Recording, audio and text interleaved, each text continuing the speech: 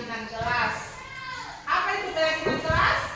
Contohnya seperti peraturan dalam kelas atau kesepakatan kelas yang sudah kita buat bersama-sama, bisa dan kita sepakati bersama-sama. Kesepakatan kelas. Kamu pernah dengar atau pernah baca-baca aturan kelas yang ada di tempel-tempel di dinding? Pernah? Nah, siapa yang bisa sebutkan satu? Saya. Nah, coba Farok, apa contohnya? Tidak makan dan minum di kelas. Iya, tidak makan dan minum dalam kelas. Coba Gila, apa lagi? Iya, tidak mengganggu teman. Ralif, apa lagi? Tidak berkelahi dengan teman. Iya, tidak boleh berkelahi dengan teman. Bisa apa bisa? Tidak bermain di dalam kelas. Putri, apa Putri? Contohnya? Iya, tidak bermain dalam kelas. Ada juga ketika ibu guru berbicara, tidak boleh Bicara. ribut, tidak boleh berbicara, mendengarkan apa yang ibu guru sampaikan. Jadi itu adalah semua peraturan di dalam kelas atau kesepakatan kelas yang sudah kita buat dan harus kita patuhi. Bisa ini? Bisa. Ya, sekarang kita mau buat kesepakatan kelas yang sudah kamu bilang tadi, yang sudah kamu sebutkan tadi. Setiap anak sudah menyebutkan aturan yang harus kita taati dalam kelas dan yang tidak boleh kita lakukan. Tadi kan kamu sudah sebut satu-satu kan? Nah, sekarang ibu minta satu anak menulis 2 kesepakatan kelas yang akan kita buat di sini, yang kita sepakati bersama. Masing-masing anak membuat 2 kesepakatan kelas. Nanti ditulis di kertas ini ya. Sekarang ibu baca. 1 kalimat sini, 1 kalimat situ ya.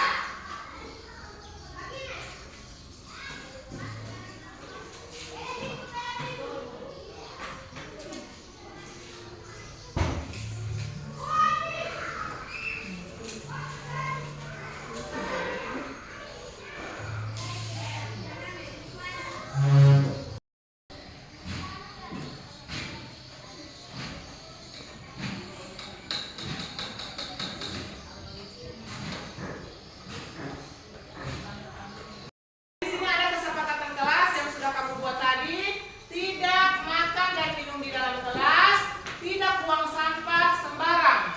Berarti kita menjaga kebersihan kelas. Sepakat kan? Sepakat ya? Menjaga kebersihan kelas. Tidak ribut dalam kelas, tidak bermain di dalam kelas. Jadi kita sepakat menjadi keyakinan kelas, menjaga ketertiban kelas. Ini kesepakatan yang sudah dibuat di sini, datang tepat waktu, berdoa sebelum belajar. Kita sepakati bersama menjadi belajar dengan penuh semangat, ya. Bacakan yang berikutnya, kesepakatan yang sudah kamu buat. Jujur dan baik kepada teman, belajar dan bermain bersama. Ya, jadi sama-sama kita sepakati menjadi keyakinan kelas, kita saling menyayangi. Ya. Mendengarkan penjelasan guru, tidak ribut ketika guru berbicara. Jadi kalau mendengarkan penjelasan guru, tidak ribut ketika guru berbicara, kita sepakati bersama menjadi keyakinan kelas, menghargai guru. Jadi sepakat ya, menghargai guru. Ya. Jadi kita sudah buat tadi bersama-sama kesepakatan kelas, masing-masing anak membuat 2 kesepakatan kelas dan sudah menjadi keyakinan kelas. Jadi ada 8 keyakinan kelas yang sudah ibu tulis di sini. Ibu bacakan ya. Yang pertama, menjaga kebersihan kelas. Ya. Ya, sepakat? Sepakat. Ya. Yang kedua, menghargai teman. Ya. Yang ketiga, menghormati guru. Yang keempat, saling menyayangi. Yang kelima, menjaga ketertiban kelas. Yang keenam, menjaga kerapian kelas. Ketujuh, belajar dengan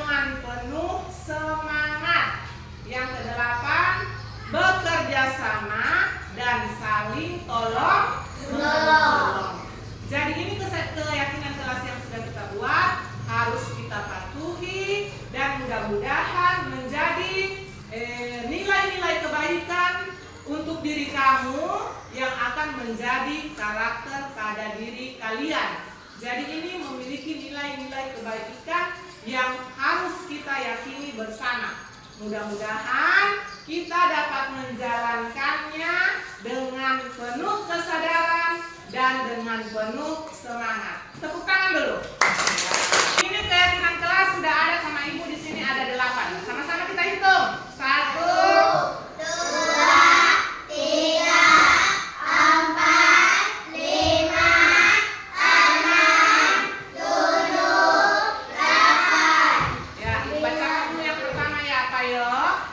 yang pertama, bekerja sama dan tolong menolong.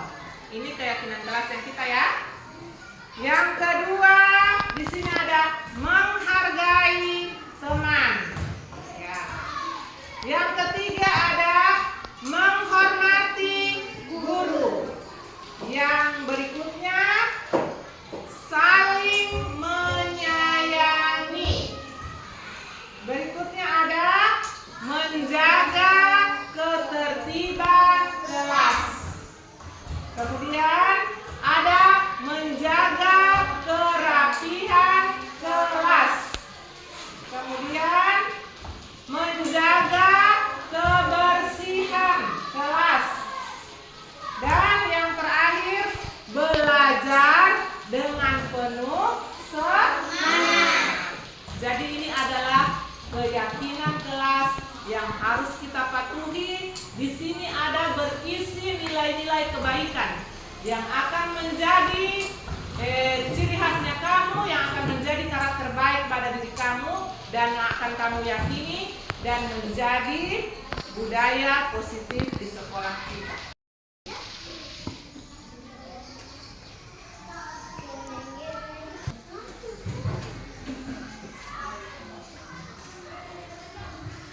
Jadi ada 8 keyakinan kelas yang harus kita taati. Sebentar ditempel di papan tulis. Nanti kamu semua tanda tangan di bawah sini ya. Tanda tangan di bawah sini ya. Bisa? Bisa. Jadi kita sepakati keyakinan kelas kita. Ya, tepuk tangan dulu semua.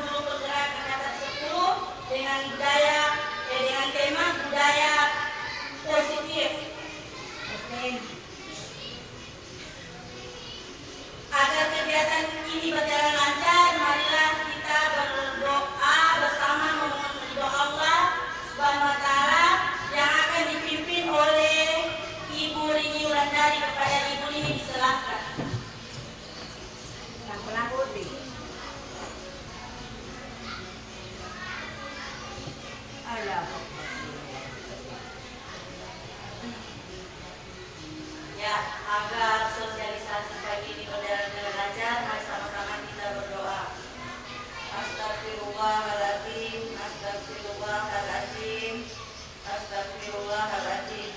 Bismillahirrahmanirrahim. Alhamdulillahirabbil alamin.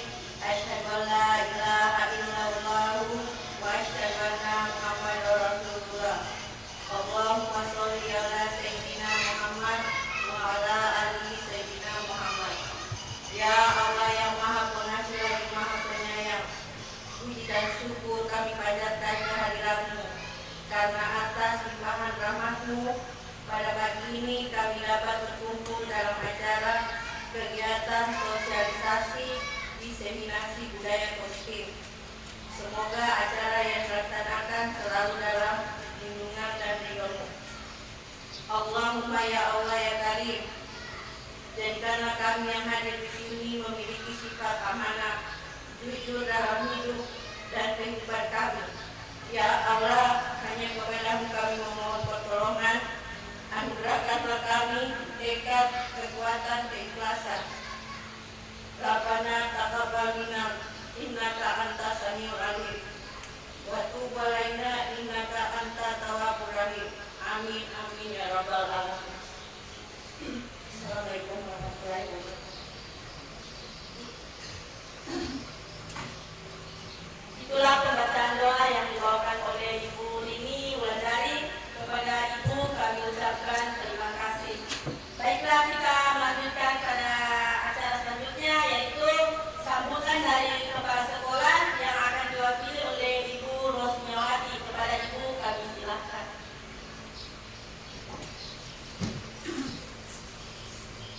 Bismillahirrahmanirrahim. Assalamualaikum warahmatullahi wabarakatuh. Waalaikumsalam warahmatullahi wabarakatuh. Alhamdulillah, hari ini kita bersyukur atas upaya salah satu atau seorang calon guru berat melaksanakan diseminasi tentang budaya positif bisa terlaksana dengan baik. Mudah-mudahan apa yang kita lakukan pada hari ini tidak hanya berlalu seperti itu saja, melainkan bisa menjadi motivasi untuk kita semua bagaimana kita memperlakukan siswa kita, memberikan motivasi atau contoh tauladan dengan budaya-budaya positif yang nanti akan disampaikan oleh pemateri seperti tadi. Saya mengucapkan banyak terima kasih kepada Ibu Zubaidah Abdul Rauf yang telah berupaya merancang kegiatan ini sehingga bisa terjadi dan bisa melaksanakan hari ini.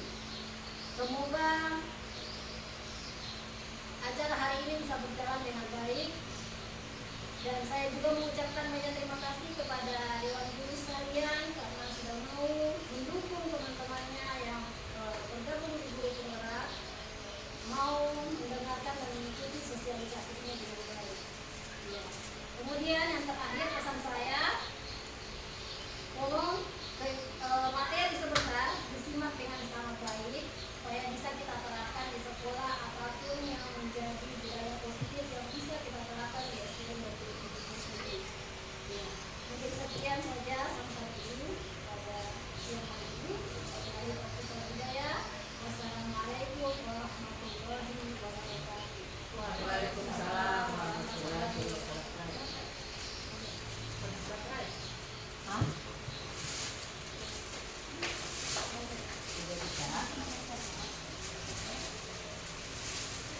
Itulah kata sambutan dari Ibu Kepala Sekolah yang diwakili oleh Ibu Rosmiawati.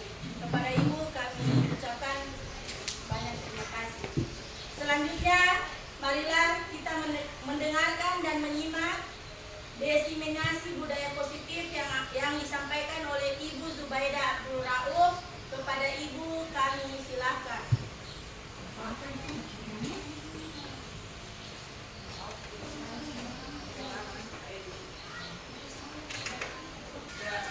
Terima kasih atas kesempatan yang diberikan kepada saya. Assalamualaikum warahmatullahi wabarakatuh. Waalaikumsalam warahmatullahi wabarakatuh. Dewan Guru yang saya hormati, alhamdulillah, puji syukur kehadirat Allah Subhanahu wa taala. Karena atas limpahan rahmatnya lah sehingga pada kesempatan kali ini kita dapat hadir di tempat ini untuk mengikuti kegiatan diseminasi budaya positif. Ini dalam rangka memenuhi tugas saya sebagai calon guru penggerak. Ya, alhamdulillah selama kurang lebih 2 bulan saya mengikuti pendidikan guru penggerak. Banyak sekali ilmu pengetahuan yang saya dapatkan, dan di sini saya akan membahas tentang diseminasi budaya positif, yaitu tentang eksplorasi konsep budaya positif. Di sini saya bukan berarti yang paling tahu atau menggurui teman-teman semuanya, tapi memang ilmu yang saya dapatkan ini perlu saya sampaikan kepada rekan-rekan guru semuanya agar kita dapat belajar mencoba untuk menerapkannya dalam kegiatan pembelajaran kita, karena kita menghadapi murid yang berbagai macam karakter dan latar belakang yang berbeda-beda.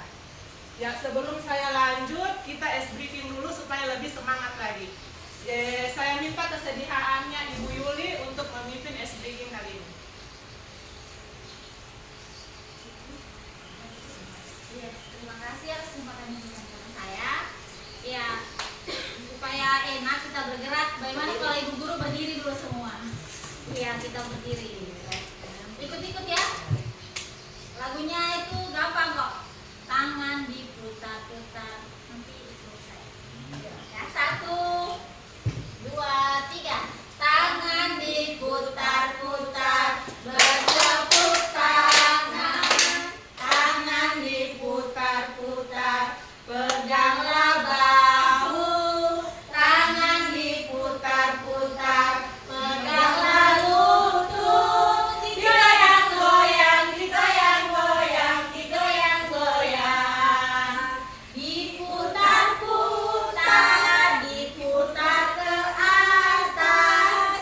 Diputar-putar, diputar ke bawah. Diputar-putar, diputar ke kanan. Diputar-putar, putar ke kiri. Oke, terima kasih banyak juga. Terima kasih kepada Ibu Yuli yang sudah memimpin SBK. Kita lanjut pada materi. Ya, budaya sekolah. Apa itu budaya? Mengapa budaya sekolah itu penting? Jadi ibu-ibu semuanya di sekolah kita ini sudah ada budaya sekolah yang dari beberapa tahun lalu kita sudah terapkan kepada anak-anak kita, yang mungkin sudah menjadi ciri khas dari SD 27 Poso dan akan menjadi budaya positif. Contohnya seperti kita melaksanakan kegiatan Rabu Beramal, itu melatih anak-anak untuk peduli terhadap sesama, saling membantu kepada orang yang kurang mampu.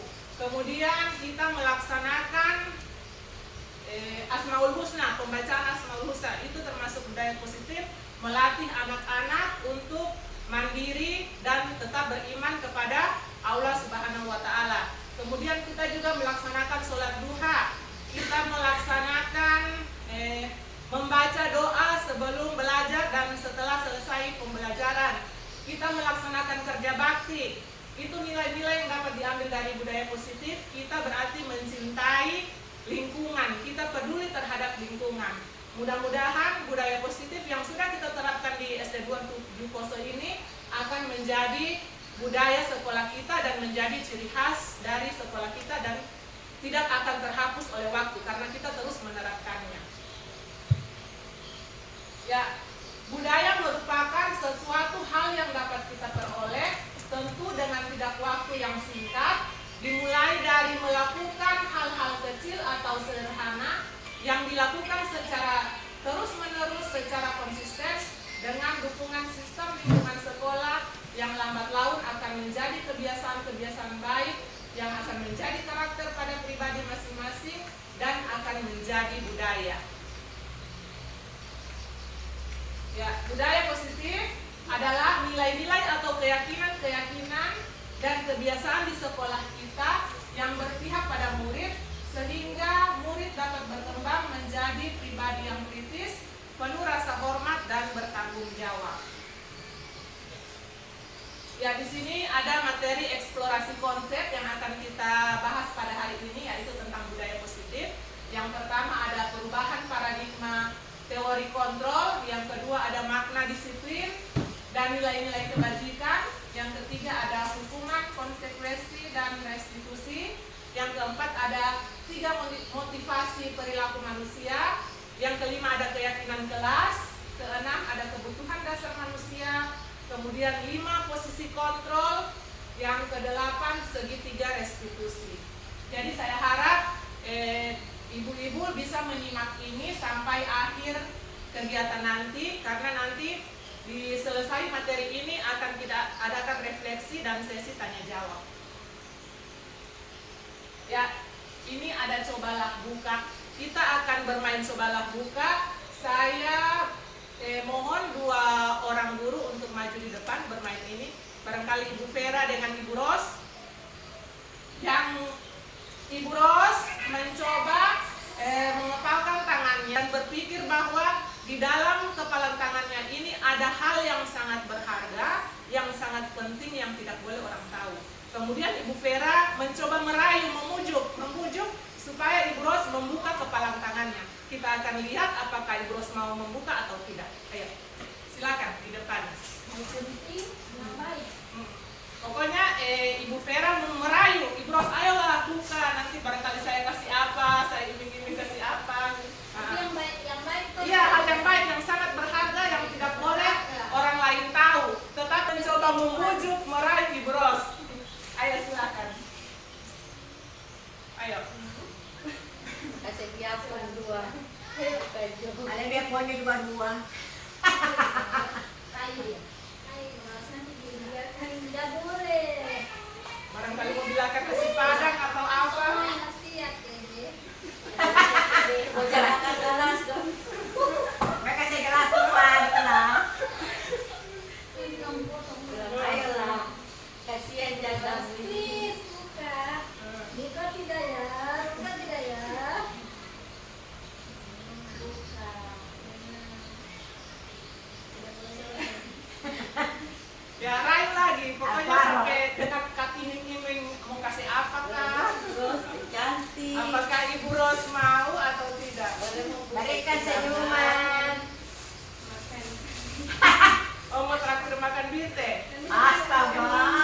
Bulu kuala. Bulu kuala. Karena ini yang saya paling ingin ilmu yang baik. Oke. Iya. Ayo tepuk tangan. Tepuk tangan. Ya, terima kasih kepada Ibu Ros dengan Ibu Vera. Jadi makna dari cobalah buka ini, karena di pikirannya Ibu Ros bahwa ada barang berharga, tapi karena dirayu oleh Ibu Vera, akhirnya Ibu Ros membuka kepalan tangannya. Jadi di sini yang berarti Ibu Ros mengontrol sendiri, kontrol dirinya. Jadi bukan karena bujuk rayuan orang lain, tetapi dari pribadinya Ibu Ros sendiri yang membuka atas kontrol dari diri Ibu Ros sendiri. Jadi bukan karena hanya bujukan orang lain, tapi memang kontrol dari Ibu Ros. Ya, kemudian materi yang selanjutnya, perubahan paradigma teori kontrol. Menurut Dr. William Glasser, seorang psikiater dan pendidik, meluruskan beberapa miskonsepsi tentang makna kontrol. Seperti yang tadi sudah kita praktekkan. Yang pertama, guru mengontrol murid. Sebenarnya itu hanyalah ilusi. Yang mengontrol murid itu ternyata murid itu sendiri, bukan dari guru. Walaupun kita memerintahkan misalnya, Amir Zaki, coba kamu kerjakan ini, kamu buat ini. Tapi walaupun atas perintah kita, tapi mau tidak maunya Amir Zaki atas kontrol dari dirinya sendiri. Kemudian yang kedua, semua penguatan positif, efektif, dan bermanfaat. Ternyata menurut Dr. William Glasser itu hanyalah ilusi. Yang sebenarnya tidak semuanya penguatan positif, efektif, dan bermanfaat. Contohnya kita memberikan penguatan kepada Rahmat. Rahmat, kamu harus rajin sekolah supaya nanti kamu menjadi orang yang berguna. Itu mungkin akan efektif sesaat saja, tapi tidak dalam jangka waktu yang panjang. Itu menurut Dr. Williams. Kemudian yang ketiga, bahwa kritik dan membuat orang merasa bersalah dapat menguatkan karakter. Dulu kita menganggap kalau kita keras terhadap anak, dia akan kuat, dia akan mempunyai karakter. Padahal sebenarnya itu tidak, itu hanyalah ilusi. Kemudian orang dewasa memiliki hak untuk memaksa. Mungkin kita sebagai orang dewasa karena kita berpikir bahwa anak-anak usianya itu jauh dari kita, maka kita berhak untuk mengatur mereka. Namun sebenarnya tidak seperti itu. Ya, ini tentang makna disiplin. Tokoh pendidikan kita Ki Hajar Dewantara mengatakan, di mana ada kemerdekaan, disitulah harus ada disiplin yang kuat.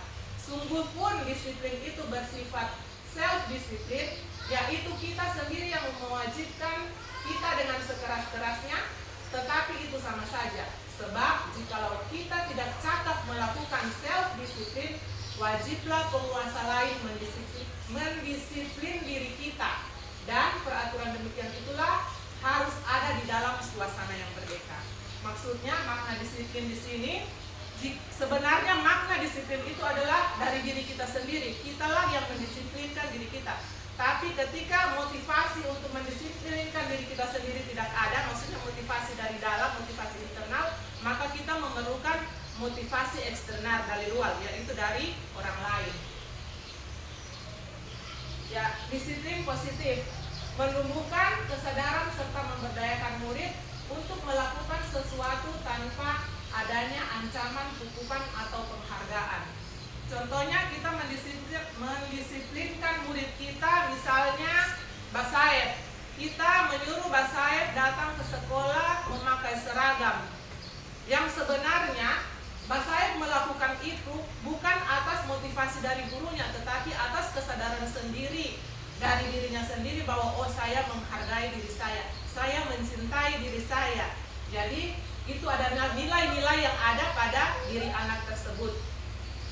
Kemudian contoh lagi, misalnya Najwa, dia datang ke sekolah tepat waktu bukan karena takut akan misalnya Ibu Titin marah dia kalau datang lambat, tetapi dari dalam dirinya dia menghargai waktu karena dia ingin menjadi orang yang bertanggung jawab. Ya, ada 3 motivasi perilaku manusia.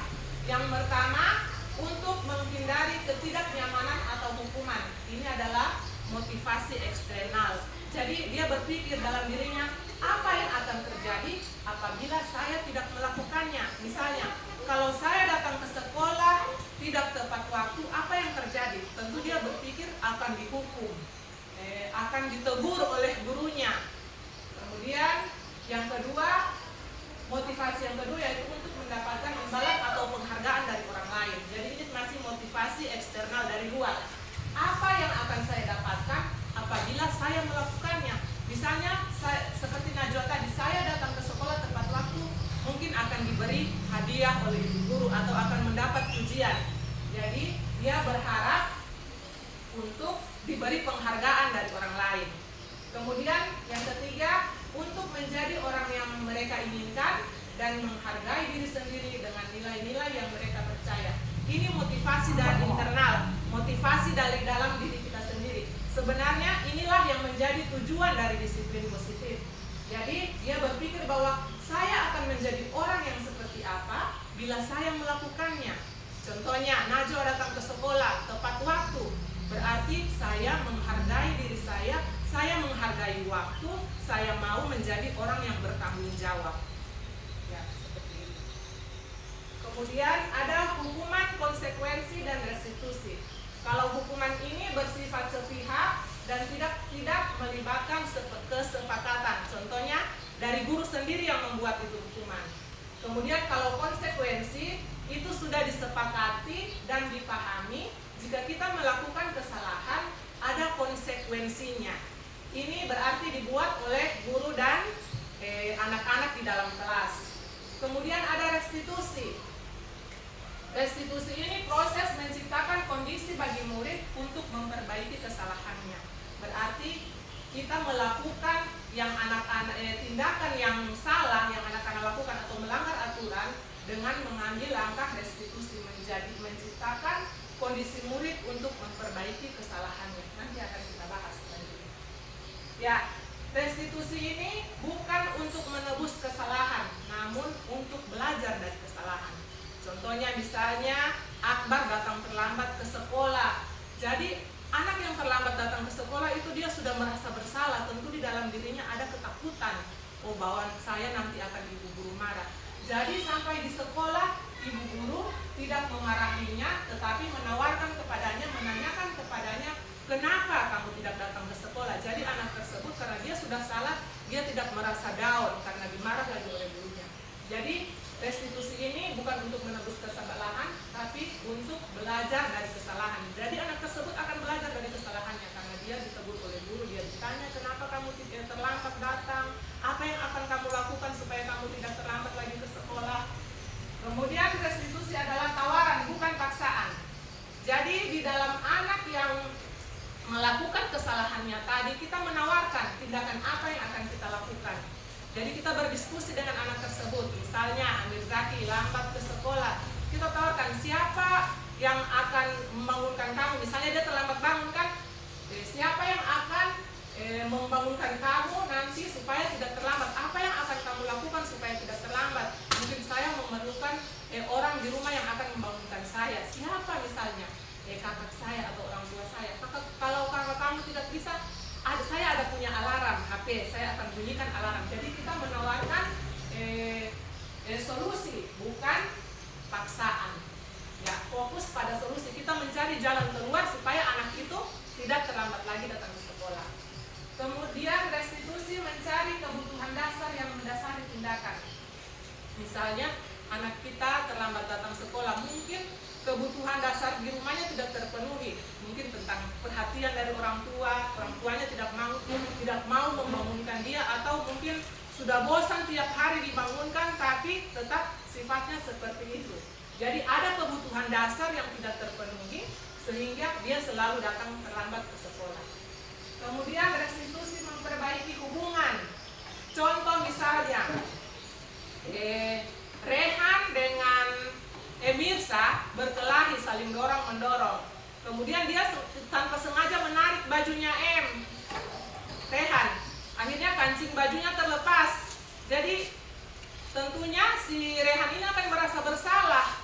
Jadi kita memperbaiki hubungan dengan cara menawarkan bagaimana kalau Rehan memperbaiki kancing baju dari tadi yang sudah terlepas. Jadi kita mencoba mencarikan jalan keluar, mencarikan solusi supaya hubungan antara dengan Rehan yang tadi sudah tidak bagus akan kembali baik. Mereka akan kembali bermain bersama-sama. Kemudian restitusi mengembalikan murid yang berbuat salah pada kelompoknya. Contohnya juga seperti tadi yang itu, akhirnya mereka kembali bermain bersama-sama dengan rasa bahagia, tidak ada lagi rasa dendam karena Rehan sudah menebus kesalahan yang dilakukannya dengan memperbaiki tadi kancing baju yang terlepas pada baju Kemudian restitusi menuntut untuk melihat ke dalam diri. Jadi anak merasa sadar, oh saya tidak boleh melakukan seperti itu. Kemudian restitusi fokus pada karakter bukan tindakan. Jadi kita tidak perlu melakukan tindakan menghukum anak yang membuat kesalahan, tapi kita membentuk karakter mereka. Contohnya seperti Rehan tadi, dia menjadi orang yang bertanggung jawab atas tindakan yang dilakukannya. Kemudian hukuman atau konsekuensi. Di sini kita boleh menganalisa ibu-ibu. Yang pertama, mencatat 100 kali di buku kalimat saya tidak akan terlambat lagi ke sekolah. Ini hukuman atau konsekuensi.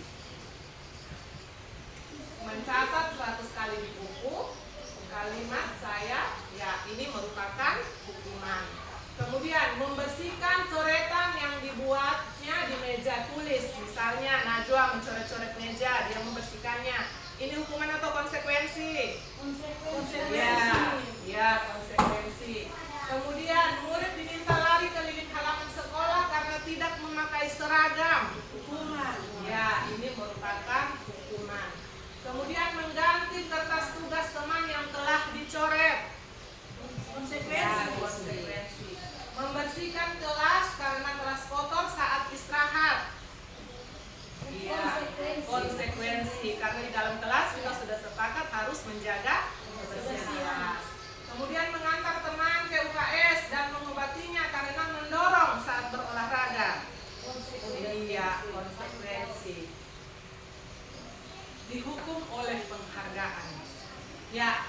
penghargaan itu sebenarnya tidak selamanya bermanfaat. Jadi di sini ada yang pertama, penghargaan itu tidak efektif. Kita memberikan penghargaan kepada anak bukan berarti anak itu merasa senang, tapi sebenarnya itu sifatnya tidak bertahan lama. Jadi tidak efektif. Kemudian yang kedua, penghargaan bisa merusak hubungan. Contohnya di dalam kelas Ibu Ros, Salwa Ibu Ros memberikan hadiah karena mungkin dia melakukan tugas yang sudah Ibu Ros perintahkan, tugasnya itu bagus, jadi Ibu Ros kasih hadiah.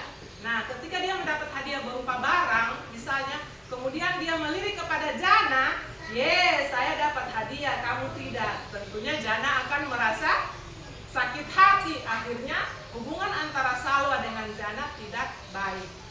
Kemudian penghargaan bisa mengurangi ketepatan. Di sini ada anak yang pintar, yang cerdas, tapi dia kalau melakukan sesuatu itu, dia mengerjakan tugas itu, misalnya dia butuh waktu. Nah, misalnya waktunya itu 20 menit, sementara kita iming-imingin hadiah, supaya siapa yang melakukan lebih tepat, lebih cepat, maksudnya waktunya, akan Ibu beri hadiah. Akhirnya yang anak ini sebenarnya cerdas untuk melakukan halnya dengan baik, karena terburu-buru, hasil yang diberikannya itu tidak maksimal. Jadi di sini penghargaan bisa mengurangi ketepatan. Kemudian penghargaan menurunkan kualitas. Ketika kita suruh membuat hasil karya kepada anak-anak, karena kita suruh waktunya yang harusnya 1 minggu, kita suruh 2 hari, karena kita ingin memberikan dia hadiah, kalau lebih cepat dia membuatnya, maka dia akan membuat karya itu secara terburu-buru, akhirnya tidak berkualitas, menurunkan kualitas dari karyanya itu. Kemudian penghargaan mematikan kreativitas. Di sini misalnya murid kelas 1, Ibu Yuli menyuruh murid kelas 1 membuat bunga dari bahan plastik. Ibu Yuli sudah tentukan yang kamu buat itu bunga mawar. Ya, jadi anak-anak mencoba membuat bunga mawar yang sebenarnya anak-anak itu dia kreatif, mungkin dia ingin membuat bunga yang lebih bagus, dia mungkin ingin membuat bunga melati, atau dia ingin membuat bunga bougainville. Jadi karena sudah dipatok membuat bunga bunga mawar, jadi anak tidak akan kreatif. Kemudian penghargaan itu menghukum. Ini sama saja saat kita memberikan perankingan, ada anak yang mendapat juara 1, kemudian temannya ada yang mendapat juara 2, tentunya dia menganggap anak yang mendapat juara 1 dia yang paling baik, atau anak yang mendapat juara paling akhir atau juara yang di belakang-belakang, yang misalnya juara 10, dia akan merasa saya ini bukan anak yang baik, saya ini merasa gagal, dia merasa rendah diri karena penghargaan yang diberikan kepada dia itu tidak ada, karena dia tidak mendapat juara. Cuma anak yang mendapat ranking pertama ini yang mendapat penghargaan. Jadi anak yang tidak mendapat ranking, dia merasa dirinya gagal, dia merasa dirinya tidak berharga. Itu yang dimaksud dengan penghargaan itu sebenarnya menghukum. Boleh kita memberikan penghargaan kepada anak-anak dengan mengapresiasi dan memberikan pemahaman kepada anak-anak bahwa penghargaan ini untuk memotivasi kamu. Kemudian ini keyakinan kelas. Apa beda keyakinan kelas dengan kesepakatan kelas? Kalau kesepakatan kelas dan peraturan kelas itu mungkin ada sama ya, ada sama dia. Nah, dia bersifat konkret dan lebih mudah dipahami. Contohnya jangan buang sampah, jangan ribut di dalam kelas, jangan bermain, jangan berbicara pada saat belajar. Sedangkan keyakinan kelas ini sifatnya lebih abstrak yang berisi nilai-nilai kebajikan universal. Kemudian ini ada peraturan kelas, sesuatu yang dibuat oleh sekolah atau bapak ibu guru dan harus ditaati oleh murid. Jadi ini peraturan sekolah ini dibuat sepihak oleh guru. Kemudian ada kesepakatan kelas, peraturan dalam kelas yang harus ditaati dan sudah disepakati bersama antara guru dan murid. Jadi ini sama-sama di kelas kita bekerja sama dengan anak-anak untuk membuat peraturan kelas. Contohnya Ibu Titin punya 10 anak dalam kelas. Jadi setiap anak disuruh buat kesepakatan, ditulis di kertas, tulis 2 kesepakatan yang kita buat di sini. Jadi ada 10 anak, ada 20 20 kesepakatan yang nantinya akan dirampingkan kesepakatan itu menjadi keyakinan kelas. Ya, contoh kesepakatan kelas. Mendengarkan ketika guru sedang berbicara. Mengangkat tangan jika ingin berpendapat. Saat guru menjelaskan, kita harus diam. Kalau kita jadikan keyakinan kelas, berarti di sini menghormati guru. Kemudian tidak boleh makan dalam kelas, tidak ribut saat belajar. Ini keyakinan kelas menjadi bertanggung jawab.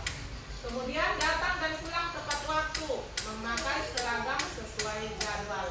Jadi keyakinan kelas menjadi disiplin. Kemudian berdoa sebelum dan sudah belajar, tidak mengganggu teman yang beribadah. Beriman dan bertakwa kepada Tuhan yang Maha Besar. Kemudian saat membantu teman yang kesulitan, saat teman jatuh kita menolongnya, menjadi saling menyayangi. Kemudian berkata sopan dan santun, mendengarkan ketika teman berbicara, menjadi keyakinan kelas, menghargai teman. Ya, untuk mewujudkan budaya positif dapat dimulai dari diri kita sendiri dengan membentuk peraturan kelas atau kesepakatan kelas, lalu menjadi keyakinan kelas yang menjadikan lingkungan positif dan menjadi budaya positif.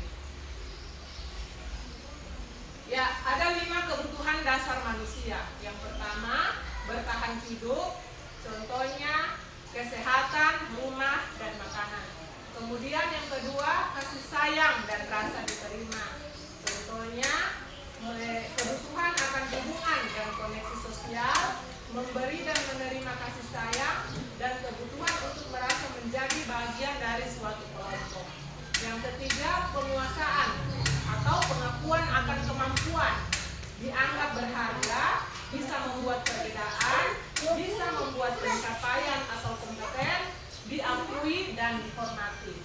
Kemudian yang keempat, kebebasan, yaitu kemandirian, memiliki pilihan dan mampu mengendalikan arah hidup seseorang, perlu banyak bergerak, suka mencoba-coba, tidak terlalu terpengaruh oleh orang lain, dan senang mencoba hal baru dan menarik.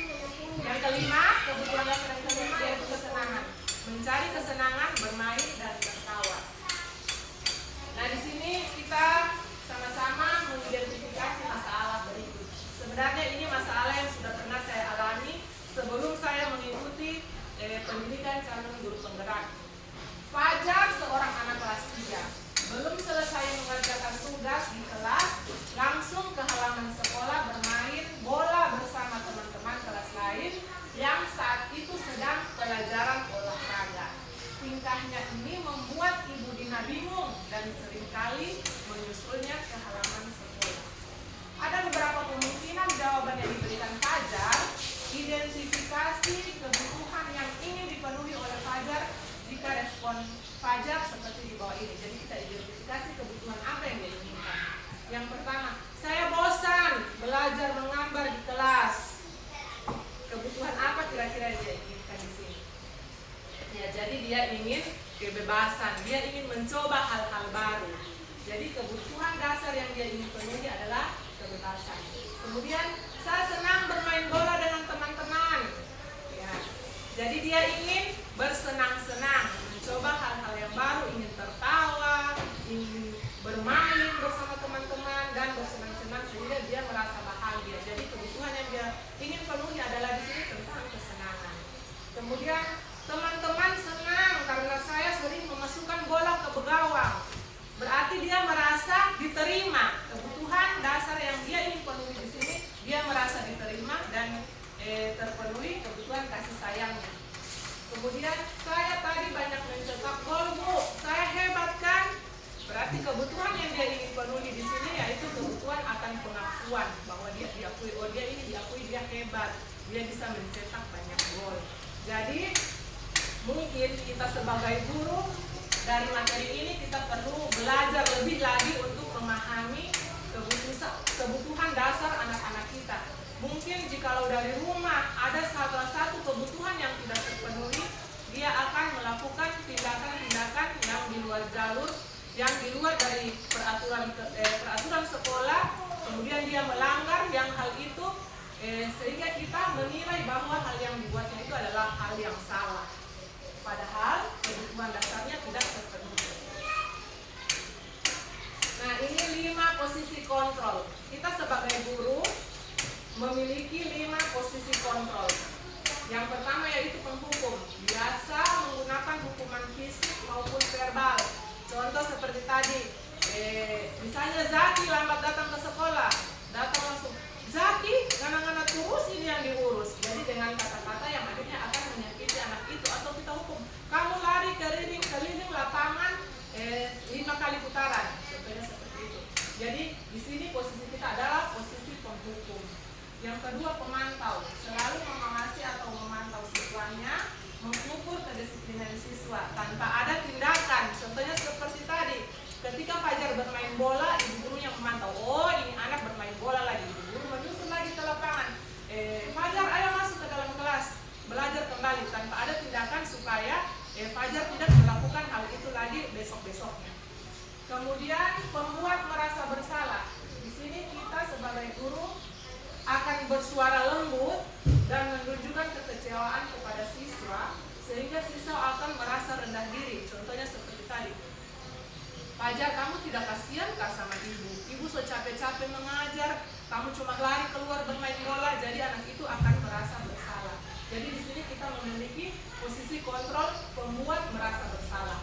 Kemudian posisi kontrol sebagai teman, mengontrol siswa melalui pendekatan persuasi, membuatkan alasan-alasan untuk siswanya, siswa menjadi tergantung dan tidak mandiri, tidak bisa memutuskan keputusannya sendiri. Contohnya seperti, ayolah Fajar, masuk di kelas, lakukan ini untuk ibu. Nah, itu kita sudah melakukan posisi kontrol sebagai teman, sehingga anak ini dia tidak akan mandiri. Sering kita bantu dengan kata-kata seperti itu tanpa kita melakukan tindakan. Kemudian di sini posisi manajer. Ini sebenarnya posisi yang paling tinggi yang sebenarnya yang harus kita lakukan. Tapi di sini mungkin kita sebagai guru belum banyak melakukan posisi ini, dan saya pun juga masih baru mau belajar untuk melakukan posisi seperti ini. Mempersilahkan siswa mempertanggungjawabkan perilakunya serta mendukung siswa agar dapat menemukan solusi atas permasalahan sendiri. Contohnya macam seperti tadi yang terlambat datang ke sekolah, misalnya Radit di kelas saya. Kita sebagai guru melakukan posisi kontrol manajer ini, kita mengatakan kepada Radit bagaimana solusi supaya kamu tidak terlambat. Mungkin dengan cara seperti tadi, ada orang di rumah yang membantu membangunkan dia, kemudian dia memakai alarm supaya cepat bangun, tidak terlambat datang ke sekolah. Jadi kita mencarikan solusi sehingga anak itu menjadi anak yang bertanggung jawab. Nah, ibu-ibu, saya mau berbagi pengalaman dulu. Kita sebagai guru, kira-kira posisi kontrol apa yang sudah kita lakukan dari kelima posisi kontrol ini? Kalau saya, biasa juga saya pernah melakukan posisi kontrol sebagai penghukum, pernah juga pemantau, ya pernah semua saya lakukan. Kalau Aji Mina, Saya semua yang semua saya iya. Kalau Ibu Yuli, posisi kontrol yang biasa Ibu Yuli lakukan ketika anak melakukan kesalahan. Teman, ya, sebagai teman. Ibu Titin? Biasa itu teman, Iya. Iya, itu memang yang sering kita lakukan. Namun setelah kita menerima materi ini, kita mencoba untuk belajar menerapkan, mengurangi posisi-posisi yang seperti itu, seperti posisi penghukum, posisi pemantau. Yang paling ideal kita lakukan itu kita memposisikan diri kita sebagai manajer. Jadi anak-anak itu dapat mencari jalan keluar atau solusi dari permasalahannya sendiri. Kemudian ya, proses segitiga restitusi ini yang dilakukan guru proses untuk memperbaiki kesalahan sehingga anak bisa kembali ke kelompok mereka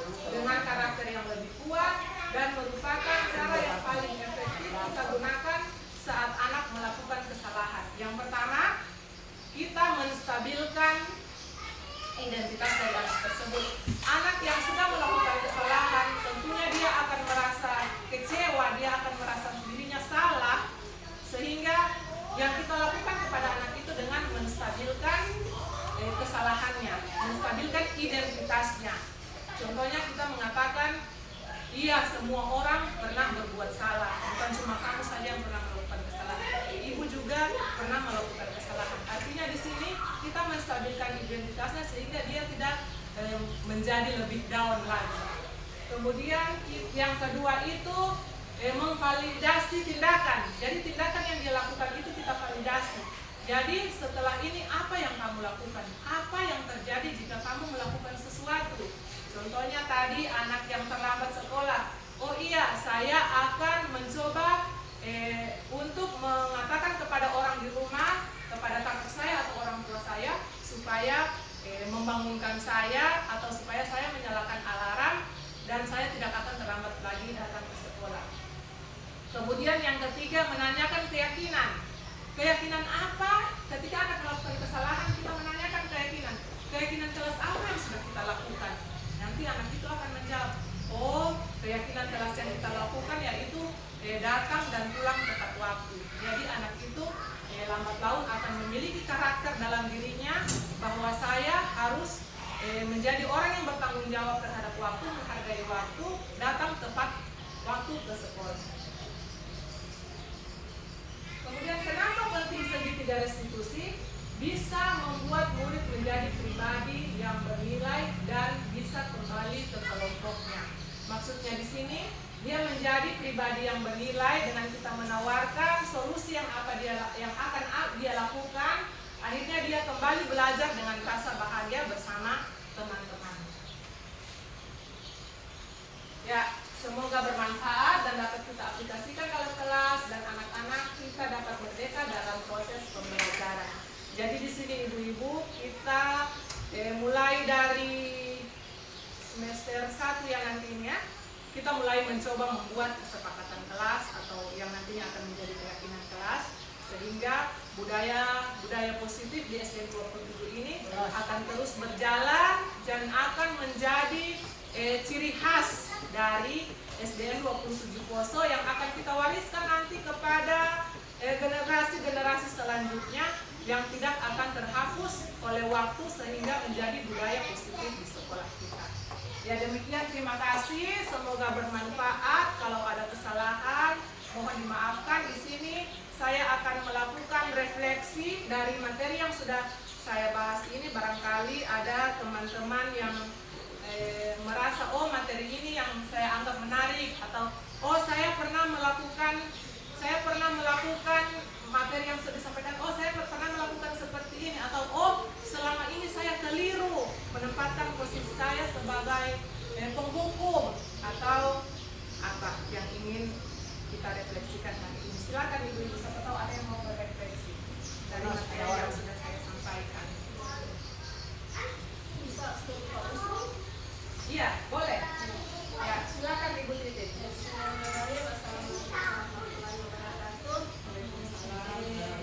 Banyak pendidikan yang lebar, saya hanya mengusul. Jujur sangat menarik materi ini. Kalau bisa, saya khususnya meminta kalau bisa di-share ke grup supaya kita bisa pelajari hal-hal yang ada di dalam itu. Jadi kedepannya kita bisa berusaha dan setidaknya sedikit demi sedikit mengikuti apa yang dituntut dalam materi tersebut. Terima kasih. Ya, terima kasih kepada Ibu Titin atas usulan bagusnya. Jadi saya akan men-share materi ini kepada teman-teman guru sehingga kita dapat belajar dan mencoba untuk menerapkannya dalam kegiatan pembelajaran di sekolah kita. Ada lagi barangkali yang ingin bertanya atau memberikan tanggapan atau memberikan saran seperti yang dilakukan oleh Ibu Titin. Silakan. Barangkali Ibu Ros, supaya kita bahas bersama-sama. Saya itu mengambil sedikit kesimpulan dari materi hari ini adalah materi sangat bagus dan memang ini penting untuk kita